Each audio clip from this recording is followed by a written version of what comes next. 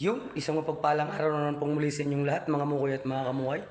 For today's video po ay ipapakita ko po sa inyo yung ating mga gagawin dito po sa ating main project dito pa rin po sa Barangay Pasyagon, Placer Masbate. Ayan po mga mukoy at mga kamuhay, papasilip ko po sa inyo yung ating mga gagawin dito po sa ating main project. At ito po yung ating design sa may hagdan mga mukoy at mga kamuhay. Sa may hagdan po yan. Medyo hindi pa po natin nalilinis yung ating mga nagamit na damba. Kaya medyo marumi pa po. Makalat pa. Ayan po yung mga damba natin.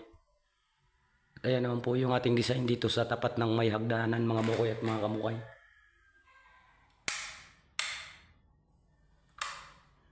Yan siya mga mukoy at mga kamukay.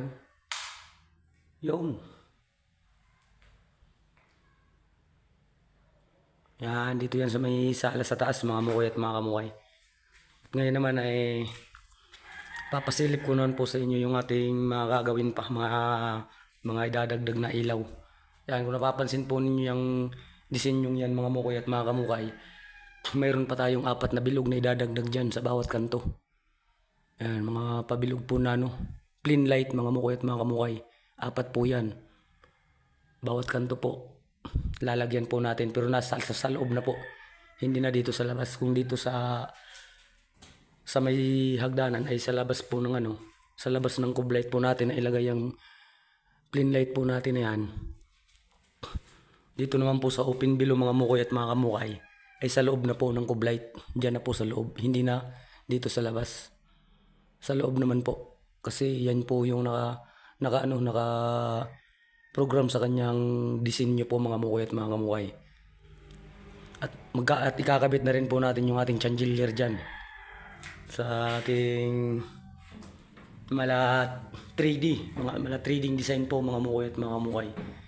Yan, kung mapapansin po ninyo, kung titingnan siya mga mukoy at mga kamukay, ay parang hiwa-hiwalay, hindi po hiwa-hiwalay yan mga mukoy at mga kamukay. Dikit po yan. Yan, para makita nyo kung paano ginawa natin yan, pakibalikan na lamang po yung ating mga video mga mukoy at mga kamukay kasi lahat ng mga ginawa natin dito ay nakapang video naman po. Ayun. At ito naman po yung disenyo ng kanyang hallway mga mukoy at mga kamukay. Ayan, medyo hindi pa po tayo nakapagpapintura ng uling. At siguro po may uunahin na muna po natin siguro yung tiles. Nakadepende po sa kay madam at kay bossing yan. Kung alin yung ipauuna nila, kung papintura ng uling o pa-tiles mga mukoy at mga kamukay.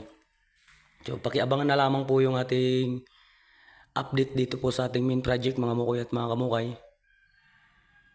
Siguro pagkatapos natin kabitan lahat ng ilaw, magpapatiles na po tayo.